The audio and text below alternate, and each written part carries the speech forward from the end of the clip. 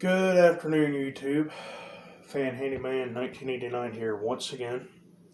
It is Thursday, I do believe is the 13th, and it is 1:39. And today we are going to do, we're going to have an exam. We're going to have a close look at the of my old 1950s Wizard box fan here. It finally got here yesterday. It was delivered through the post office, and we did the unboxing. I have not posted video of it running yet, and I'm not going to tell you of how the fan runs, but the fan is pretty much everything that it looks. Basically, what I'm going to do is that I'm just going to disassemble the fan, and we're going to have a look at the motor. We're going to look at the electricals, see how everything is connected, and I'm going to take the motor apart, and we're going to have a look at the coil windings, and I'm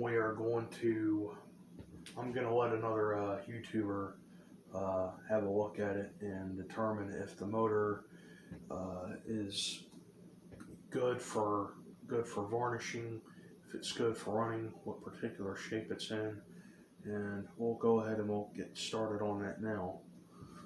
I'll let you have a good look at it first. Here's the back of it. Maybe you can see that. Sorry, the lighting in here really isn't all that great.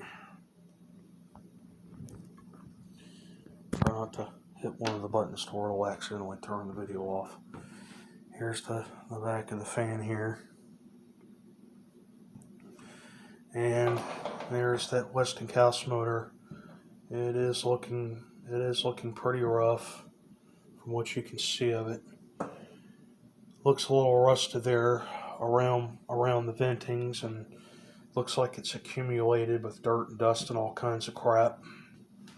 Inside really doesn't look like it's all that bad. That's what I like about this fan too. There's not too many flaws with it. I originally meant to get this as a parts fan, and I saw it. I found it on Marketplace, and I saw the photos of it. Everything looked to be in good condition. It's not bent or warped anywhere. There's no dents in it or anything like that. I think that I'm going to go with my instincts on this. And since this was intended for spare parts purposes, due to how good condition it's in, I'm just going to make another restoration out of this. So go ahead and we'll start taking it apart, and we're going to have a look at the inside of it.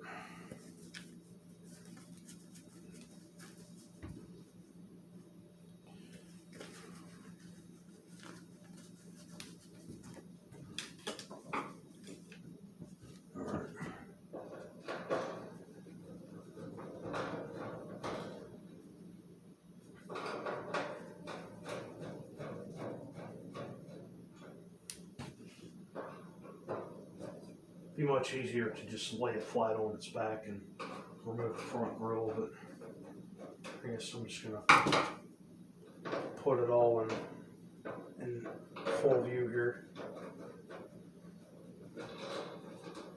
I'll just set the screws over here.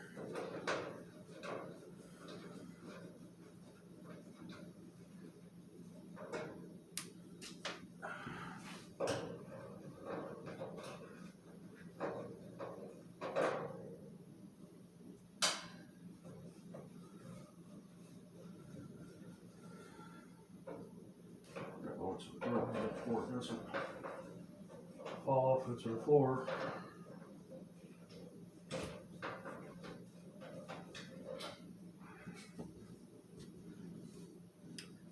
Front guard really doesn't look all that bad. It's just it's slightly rusted. None of the slats on it are broken or missing or anything like that, so that's a good sign.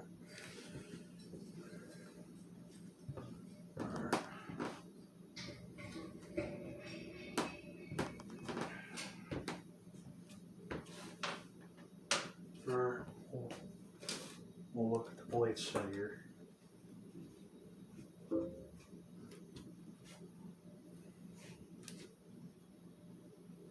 Well, we all know now that the fan turns very freely, so that gives you the indications that the bearing on it is in rather good shape. And I'm looking at it, and it doesn't seem like none of the blades are tweaked or warped or anything like that. So, yeah. So the next step is to remove the blade set here. We're going to see what luck we will have getting the blade set off. Use a 5/32 head Allen wrench. All right.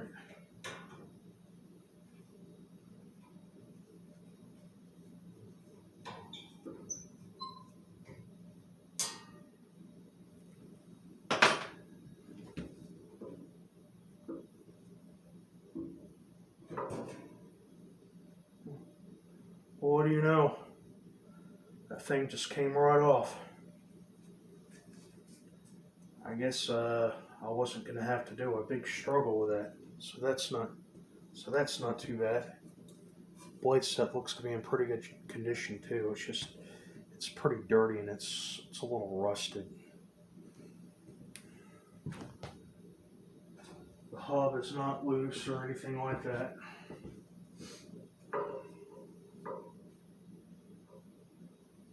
Okay, so here's the Westinghouse motor. It's very free spinning.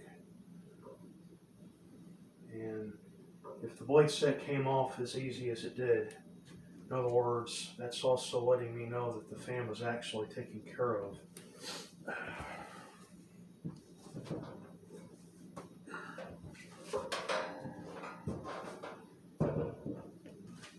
Okay, so now I guess we'll go ahead and we'll get the back guard off. That guard looks to be in pretty good shape too.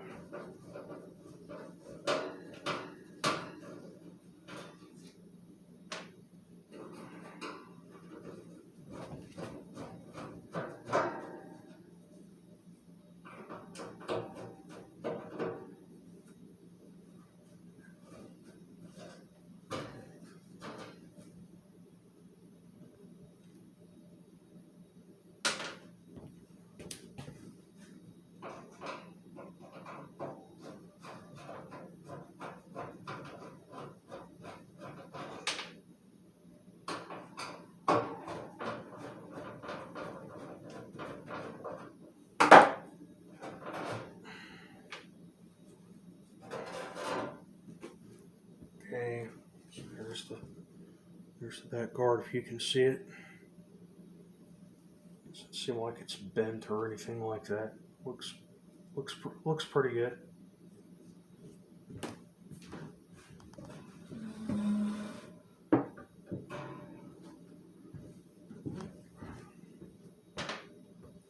Okay, now the last thing that we have to do here before we get to the motor is we're gonna remove the wire protection box here.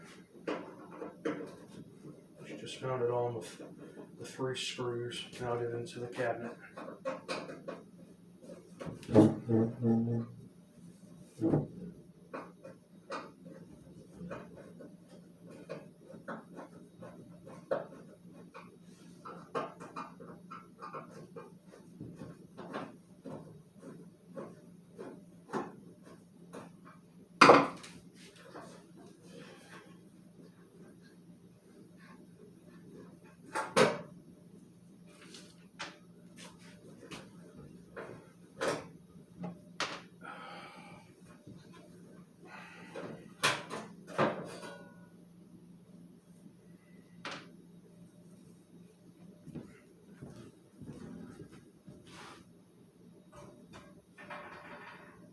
Okay.